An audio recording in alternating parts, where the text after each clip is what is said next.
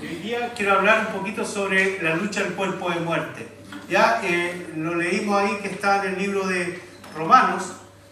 Yo le voy a dar lectura y dice: me doy cuenta entonces de que aunque quiero hacer lo bueno, solo puedo hacer lo malo. En lo más profundo de mi corazón amo la ley de Dios, pero también me sucede otra cosa. Hay algo dentro de mí que lucha contra lo que creo que es bueno.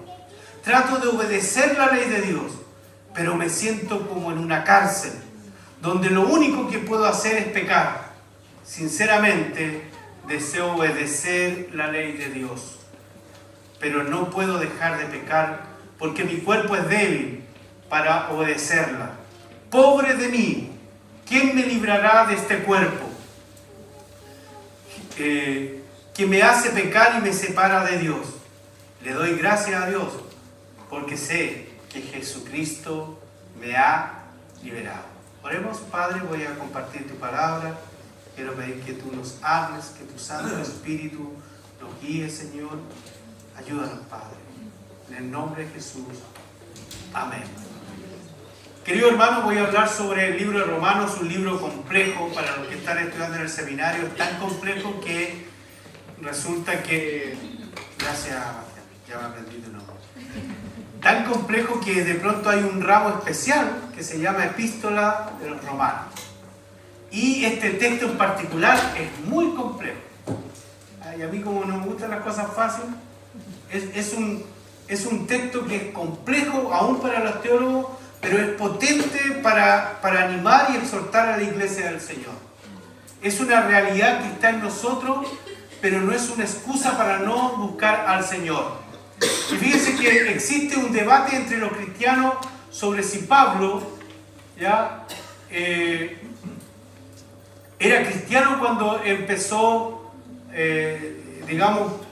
durante la experiencia que él describe en Romanos 7. Algunos dicen que no, otros dicen que sí.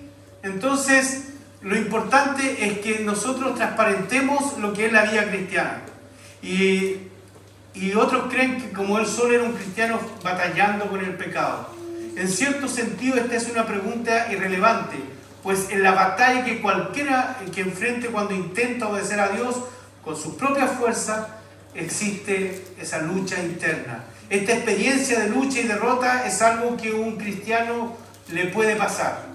Todo cristiano tiene una lucha diaria entre obedecer a Dios y obedecer su propio yo. Si fuera por uno mismo, querido hermano, no obedeceríamos al Señor. Pero damos gracias a Dios que tenemos el Espíritu Santo, el cual nos guía a toda verdad. Y aún así todos a veces no le obedecen. ¿Ya? Nuestra decisión sería desobedecerlo, pero el Espíritu Santo nos ayuda para poder vencer esta lucha diaria entre la carne y el Espíritu. Ahí está el apóstol Pablo, luchando en su vida. Fue un hombre que tuvo este pensamiento terrible porque él era un hombre de armas. Y a un hombre de armas le decían algo y él en su mente lo obedecía. Y cuando lo dejaban a cargo de un grupo, él daba órdenes. Pero se encuentra que en la vida cristiana, como decimos un buen chileno, otra cosa es con guitarra, querido hermano. Y Pablo, siendo un hombre, uno a veces ve a Pablo en una forma equivocada. Pablo fue un hombre que tuvo luchas igual que usted y que yo, pero supo dar y vencer en el nombre del Señor. Y Pablo se encuentra en un momento de la historia donde dice: no entiendo. Es que no entiendo, si yo te acepté en el camino a Damasco, ¿por qué tengo esto? Si yo soy un hombre de armas, yo obedezco. Si tú me dices: Señor, voy a ese lugar, voy a ir. Pero él reconoce que hay una lucha interna, que hay algo en su vida que quiere agradar y que ama la ley de Dios, pero hay otra que le hace hacer lo contrario. Y ese es el problema. Y nosotros, queridos hermanos, amamos al Señor con nuestro corazón, con nuestra alma, con todo, pero nos cuesta obedecerlo. ¿Sí o no? obedecer a veces al pastor, a un hermano.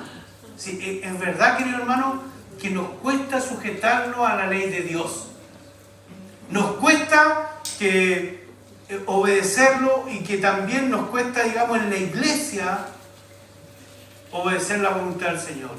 Y esto es parte de la vida cristiana, de la dicotomía que está en el hombre, de que el hombre interior quiere hacer lo bueno, pero dice Pablo, hay otra fuerza que quiere hacer lo malo. Y querido hermano, si usted ha tenido estas luchas, gloria a Dios, porque es señal de que usted está luchando y está viviendo en la obra del Señor. Cuando alguien ya no siente nada, cuando esa rayita, cuando alguien fallece y sale una rayita ahí en la máquina, significa que ya la batalla fue perdida. Y en la vida cristiana vamos a tener altos y bajos. Y en la vida cristiana vamos a llorar y vamos a reír. En la vida cristiana vamos a pasar momentos que son muy del espíritu, pero hay otros que no los quisiéramos pasar, que son muy de la carne. ¿No es cierto? Pero lo importante, querido hermano, es que avancemos en la obra del Señor. Dios nos está guiando, iglesia del Señor, a que vayamos madurando en la vida cristiana. No soy de los pastores que creen que yo llegué aquí y todo lo que estaba antes estaba malo y yo ahora soy el bacán pulento. Y todo está bien acá. No es así. Todos aportaron, y la iglesia pasó momentos muy hermosos en el Señor y otros muy desagradables. Donde la verdad que como Dios es el dueño de la iglesia, esta iglesia no pereció. Porque la obra es del Señor. Y hoy día estamos viendo una etapa donde, querido hermano, reconocemos y damos gracias al Señor que Dios nos ha bendecido, que está llegando, hermano, a la iglesia. Pero también tienen que entender que aquí, querido hermano, no venimos a abanicarnos nosotros mismos. Venimos a hablar desde el púlpito lo que es la verdad cristiana, que es difícil. ¿O ustedes creen que yo no tengo luchas diarias?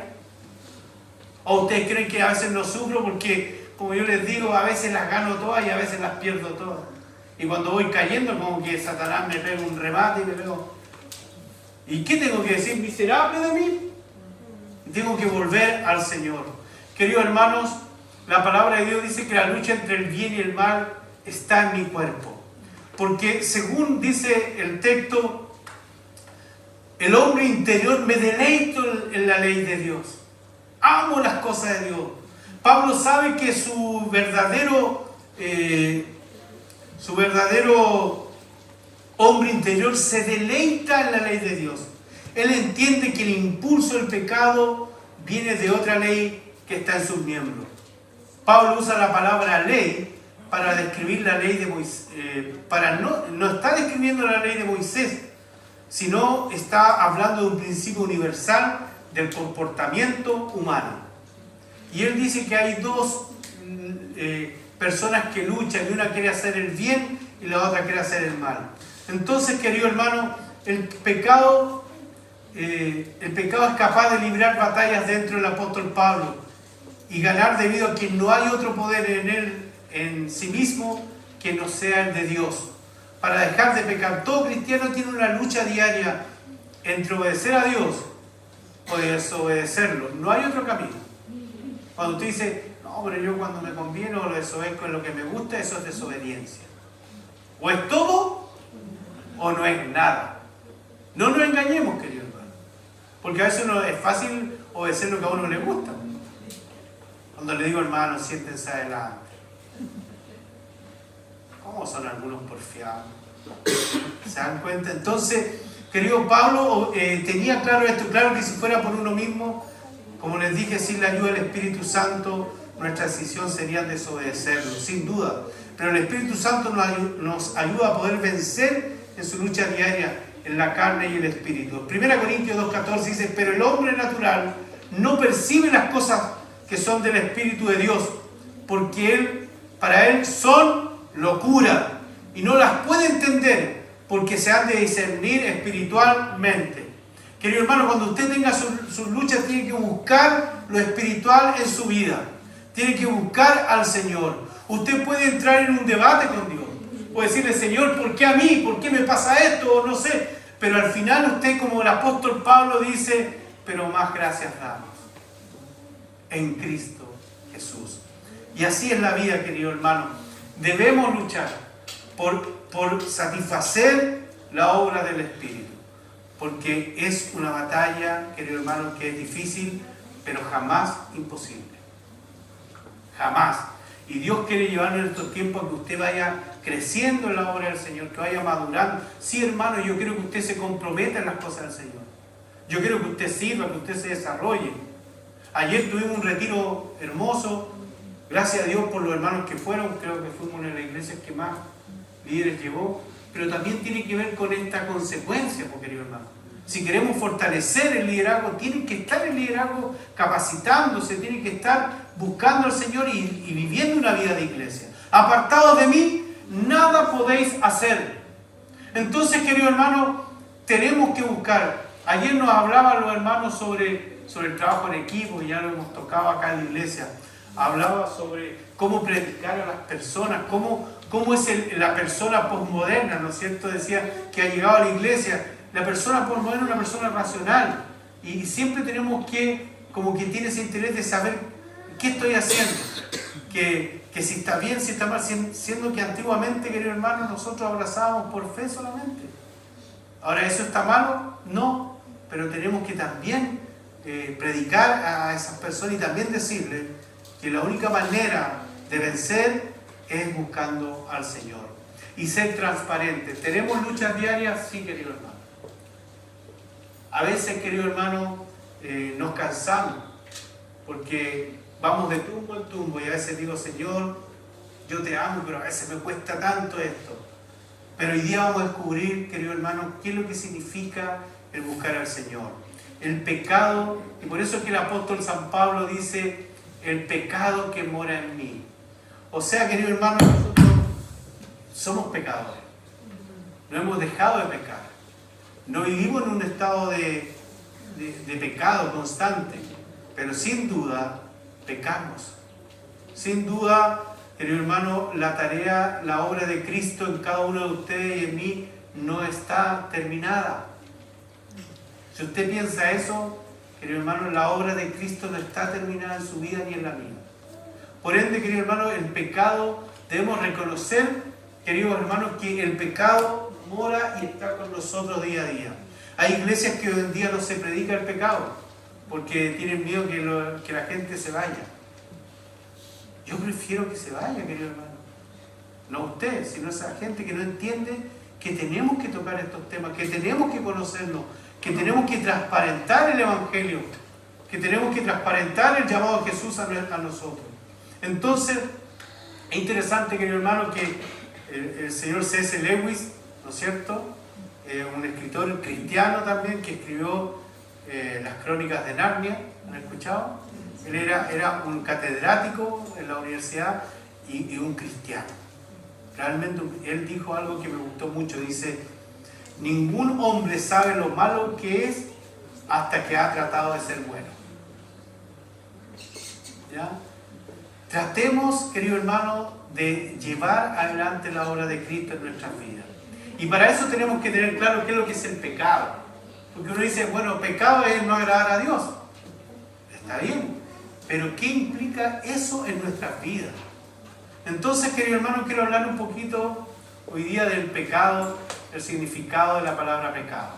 Y el primer término, cuando se pide a la gente que defina el concepto de pecado, la mayoría comienza con una lista de mandamientos.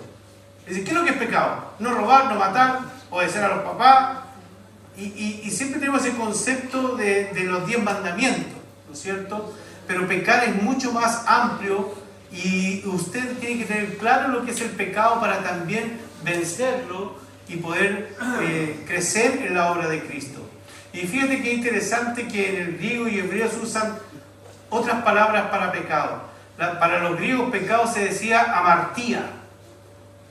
Y la palabra amartía significa fallo en la meta, no dar en el blanco. Los escritores griegos solían utilizar la forma verbal amartano con respecto al lancero que erraba su blanco, y por implicaciones aludía al concepto que vivía al margen como un soldado, porque a través del fallo que él había hecho muchas personas iban a ser perjudicadas. Porque no servía para la guerra. Entonces, si venía el enemigo y esta persona, este amartiano, no daba con el que venía, era presa fácil para matar al resto del pueblo. Por eso que era un pecado, era de vivir al margen del código moral e intelectual tenido por una meta ideal, debido a una actitud errónea, consciente o inconsciente. En tal caso, amartía o pecado suele ser una desmesura en la vida cristiana. Querido hermano, el concepto griego es muy interesante porque dominó la cultura y aún la Biblia está escrita en griego, ¿no es cierto? La gran parte, creo que más del 80%, si no me equivoco, y un resto en hebreo y arameo. Entonces, querido hermano, para el griego, amartía era fallar o errar el blanco. Ahora, querido hermano, ¿cuál es nuestra meta? ¿No es Cristo?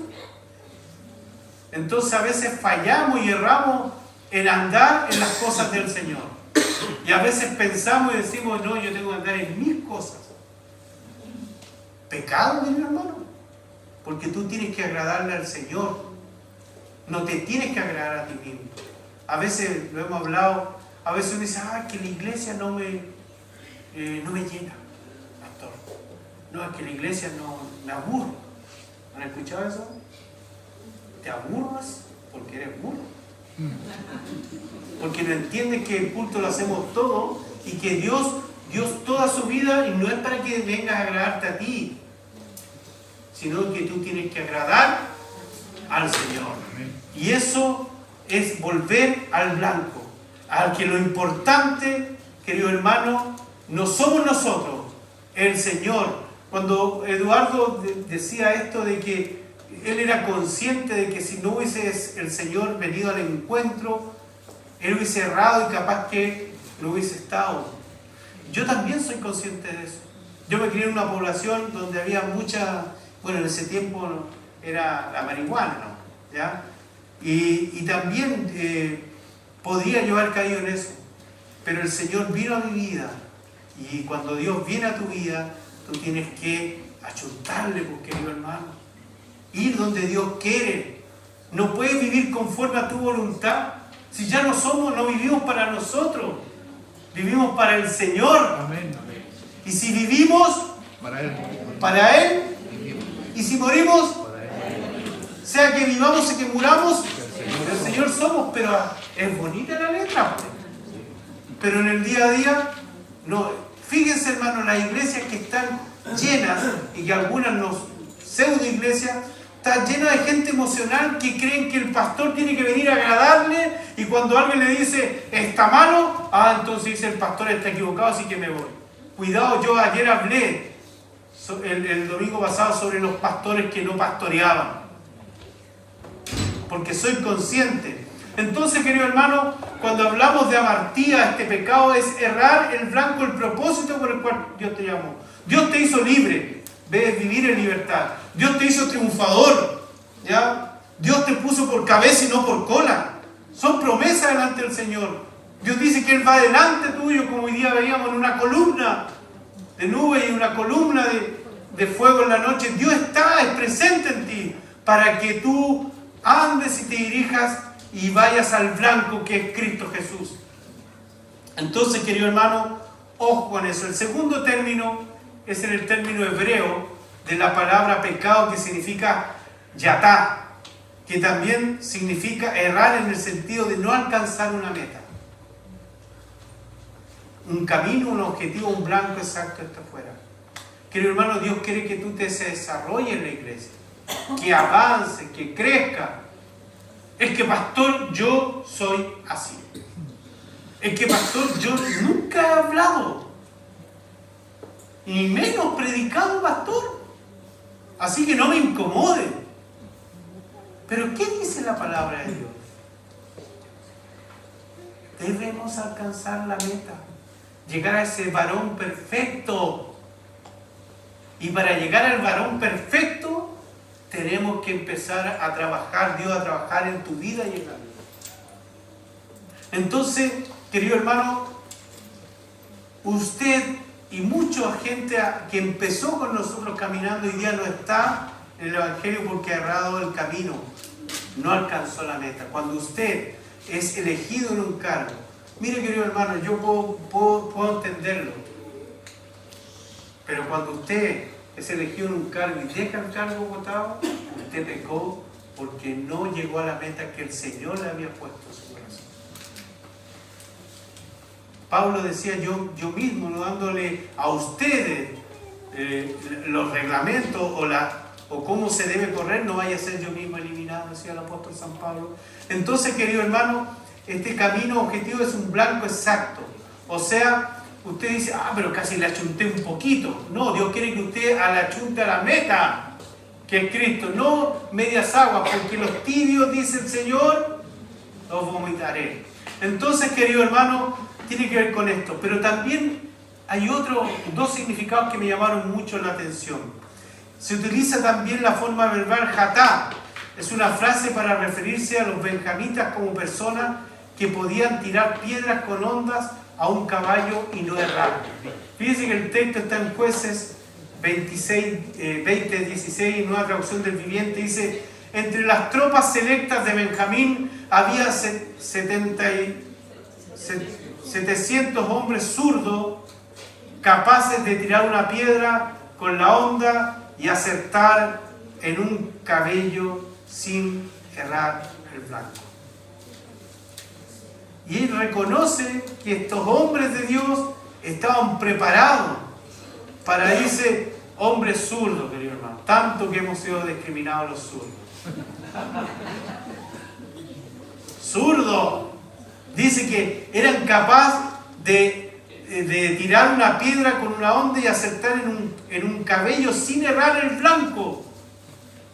Cuando usted sea ese Benjamín, esa tropa selecta, habla el texto, esa tropa de que va adelante, que no se conforma, que sirve en la iglesia, es una persona que está acertando en el blanco, está buscando la voluntad del Señor. Se dan cuenta que cuando hablamos de pecar tiene que ver más ampliamente, no tiene que ver solamente con obedecer o dejar de obedecer la obra del Señor, tiene que ver con un comportamiento diario. Pastores, que yo no puedo, tengo tantos problemas. Hermano, ¿te olvidas que la palabra de Dios dice todo lo puedo en Cristo que me fortalece? Si tú lo vienes, entonces fallaste, erraste, pecaste, porque el Señor te hizo una promesa, todo lo puedo en Cristo que me fortalece. ¿O el texto de Filipenses está errado? Todo lo puedo en Cristo que me fortalece. Filipenses 4:13. Querido hermano, entonces cuando nosotros hablamos de pecar es cuando también lo que Dios ha puesto en tu vida, tú no lo desarrollas. Señor, 5 talentos me diste. Tanto 5 y trabajé 5 talentos más. Hay hermanos que Dios les dio el talento de la salvación, un talento, llevan años en la iglesia y están guardando todavía ese talento. Que el Señor tenga misericordia, porque estás pecando delante del Señor, estás errando lo que Dios quiere. Fíjense, querido hermano, que hay otro término, es muy, muy hermoso el texto cuando usted lo desglosa. Hay otro texto que se usa para el término pecar, que significa jatar. Todos vienen de la misma raíz. Es otra forma larga relacionada con pronunciado con het, y fue el nombre de la ofrenda de expiación en el templo de Jerusalén. Uno puede decir, pastor, si pecar es no errar el blanco, o no, ¿qué tiene que ver la ofrenda? Pero en la Biblia no hay, cosas al azar. Dice el texto en Levítico 4:13, si el que peca es sacerdote principal, un líder, haciendo así recaer la culpa sobre el pueblo, deberá ofrecer al Señor un becerro sin defecto como sacrificio por el pecado cometido. Es asombroso ver cómo funciona el idioma hebreo. La misma palabra que significa pecado, cometer error, errar el blanco, y que está relacionada con la ofrenda en el templo. Y yo medité en esto, querido hermano, de hecho todavía me doy la cabeza pensando, y se convierte en una palabra que puede connotar purificación. O sea, errar el blanco, ofrenda de expiación. A través de muchas luchas, muchas pruebas, a lo mejor algún día la primera vez no va a achuntar al blanco, pero tienes que seguir intentando hasta que ganes. Y eso significa para nosotros los cristianos evangélicos y especialmente para los aliancistas el proceso de santificación. Tú eres santificado a través de muchas pruebas y a la primera vez vas a errar y la segunda te vas a caer, pero tienes que avanzar porque Dios va a ir preparando. Dice que Él prepara mi arco para la batalla. ¿Cómo lo prepara? Cuando tú estás dispuesto, querido hermano. Pastor, no puedo hacer esto, me voy. Pastor, me dijeron esto, me voy. Pastor, querido hermano, vivimos tiempos peligrosos donde el Hijo de Dios tiene que tener claro su labor y su función en este tiempo. Y no debemos dejar, querido hermano, que cosas que no son de Dios nos engañen. Nosotros somos purificados a través de la prueba, a través del pecado, a través de que le fallamos al Señor. Pero querido hermano, no es siempre. Hay cosas que usted hoy día mirando para atrás dice, oye, yo cuando me convertí a Cristo, hoy me costaba tanto dejar esto. ¿No es cierto? Y ahora dice, no, ya lo superé. ¿Qué es eso? Crecimiento. Usted llegó a un punto en que dijo, ya basta de esto, apuntó y le dio al blanco. Dios, ahora dice el Señor, ya ahora te voy a poner otro blanco más difícil, más lejos todavía. Y vamos, y fallé la primera, entonces me voy para la casa. No, intento. Porque, querido hermano, cuando usted intenta en las cosas del Señor, el Señor va produciendo en usted un periodo de santificación. Porque no es lo mismo ser santo que ser santificado. Nosotros creemos que cuando uno acepta a Cristo es santo, digamos, hay una palabra que se usa desde el momento en que usted acepta a Cristo, Dios lo hace santo. Y es gloria a Dios. Pero lo que más cuesta en la vida es la santificación.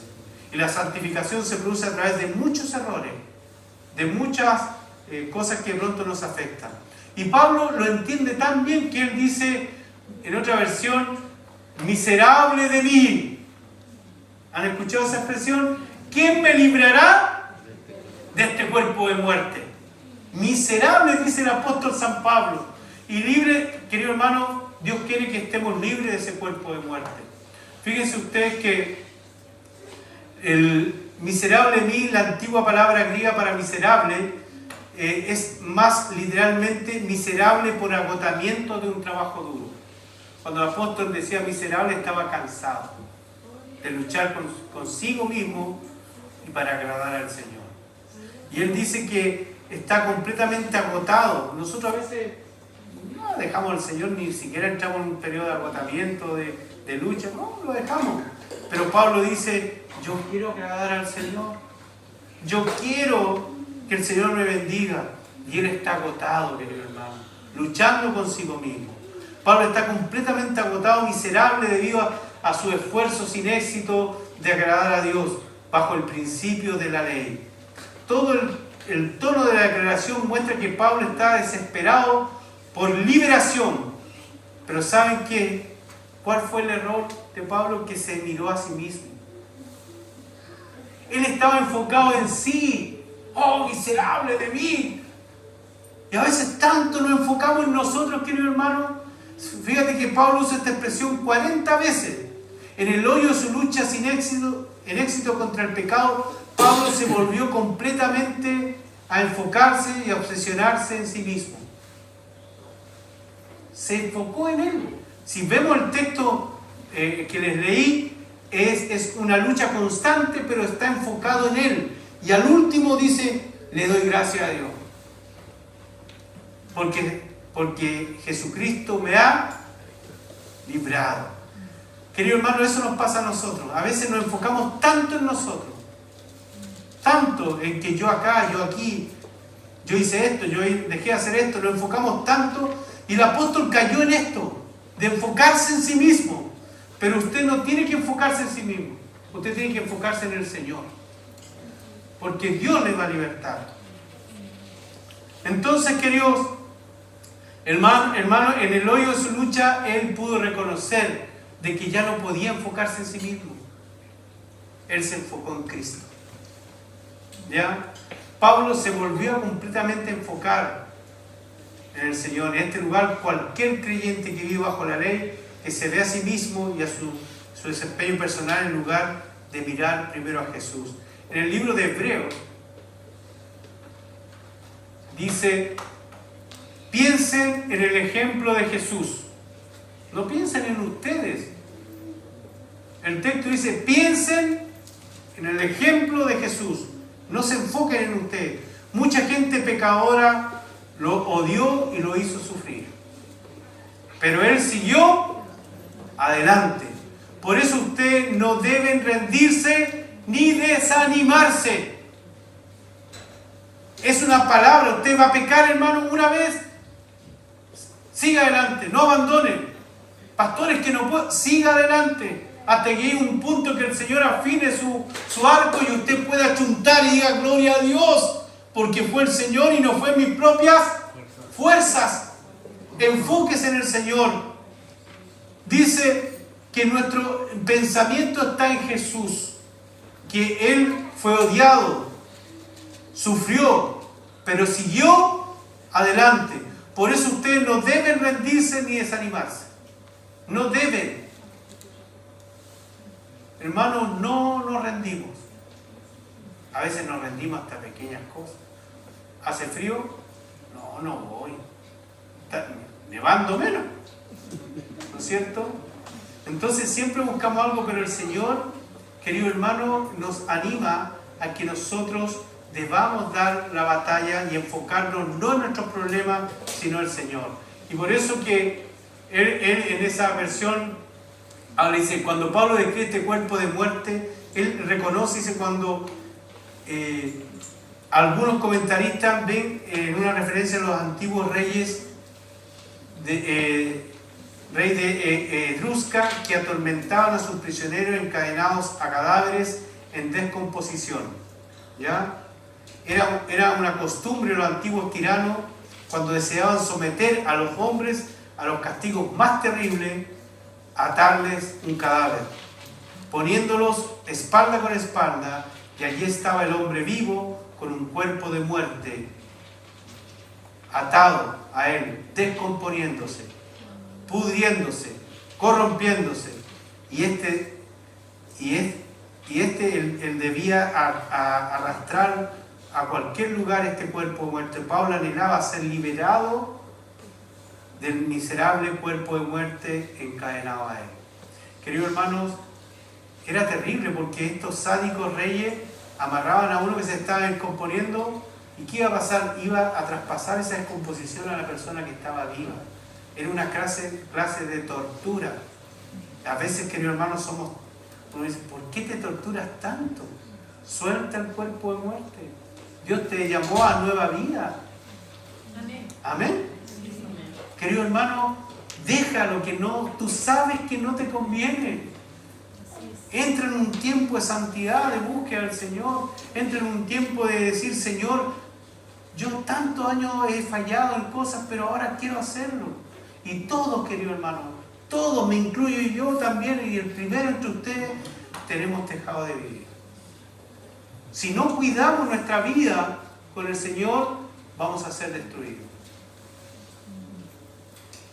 Yo me cuido, querido hermano. A veces le fallo al Señor, pero quiero cuidar y quiero seguir adelante.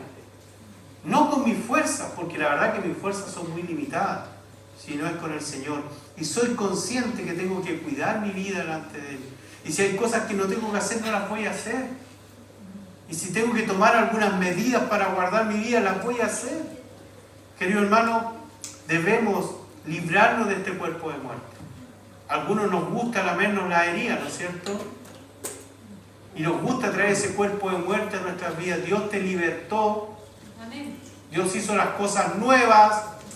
Así que no arrastres algo que Dios no te pidió que arrastrara. Cuando tú eres incapaz de crecer en el Señor, está el hombre de muerte obrando en ti. Cuando a ti se te llama la atención por algo y te enoja y te amurra, está el hombre de muerte obrando en ti. Cuando tú no quieres ser porque dice, pastor, yo soy así y toda la vida he sido así. El cuerpo de muerte está hablando en ti, querido hermano. Porque Dios dice que Él hace todas las cosas nuevas. ¿De quién depende? De ti, querido hermano. De que trabajes en la obra del Señor, que te desarrolle. ¿Por qué siempre tienen que ser los mismos? ¿Por qué? Si Dios te ha llamado, empieza a buscar al Señor. Si te alejaste, vuelve al Señor. Inténtalo de nuevo, querido hermano. Nadie te va a juzgar. Porque nosotros mismos hemos sabido que muchas veces hemos intentado y hemos fallado. Pero estamos aquí. Y yo, querido hermano, y los hermanos de la iglesia no son más que tú. No tiene nada que ver que porque yo sea pastor voy a tener una condición especial y yo voy a pecar menos que ustedes. No, somos todos iguales y todos tenemos las mismas luchas. Por eso que Él dice, por Jesucristo nuestro Señor. Ahí después cuando Él habló del cuerpo de muerte y todo, de pronto reacciona y dice, pero tenemos libertad en Jesucristo. Amén. Querido hermano, Pablo fue un hombre de 1000 batallas. Algunas las perdió, ¿no es cierto? Y otras las ganó. Y llegó a ser el apóstol, el enviado a los gentiles. Pero ¿cuánto pasó? Miserable de mí, tuvo que despojarse de eso. Oye, decían, ese Pablo no es el que perseguía a la iglesia, no es el que asolaba a la iglesia. Él pagó el costo. Miserable de mí. Él entendió que sea como sea, él tenía que poner a este hombre de muerte a raya, sacarlo de su vida. Y a veces le decía al Señor, mira Señor, te he pedido que me sane 7 veces. Y el Señor me dijo, no te voy a sanar. Entonces me voy. Me voy de esta iglesia porque no me comprenden. Me voy porque 7 veces le pedí al Señor que me sanara. Y el Señor dijo, no. Querido hermano, a veces tenemos que decir que no por amor a ustedes. Cuando a nuestro hijo le decimos no, no es porque nos deleite decirle que no. Es porque tenemos que guiarle y estamos enseñándole la vida. Entonces, querido hermano, Pablo muestra que aunque la ley es gloriosa y buena, no puede salvarnos. Necesitamos un Salvador. Pablo nunca encontró paz ni alabanza a Dios hasta que miró afuera. Cuando él fue capaz de ya decir, ya basta con victimizarme, ya basta con esto, si el poder no está en mí, sino que está en Dios.